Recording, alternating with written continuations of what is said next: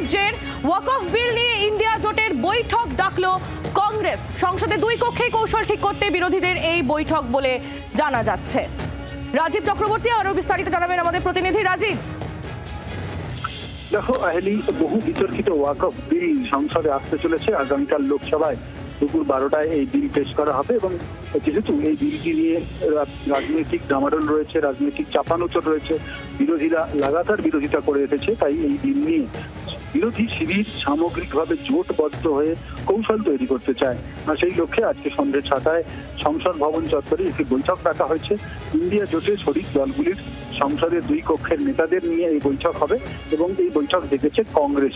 মূলত ইন্ডিয়া জোটের যে দলগুলি রয়েছে তাদের লোকসভা এবং রাজ্যসভার নেতাদের নিয়ে বৈঠক ঠিক করে আগামীকাল এবং আগামী কয়েকদিন অর্থাৎ সংসদ অধিবেশন 4 তারিখ পর্যন্ত রয়েছে, তাতে লোকসভা এবং রাজ্যসভায় ওয়াকফ বিল এলে বিরোধীরা কি কৌশল অবলম্বন করবে তাই নিয়ে মূলত আলোচনা।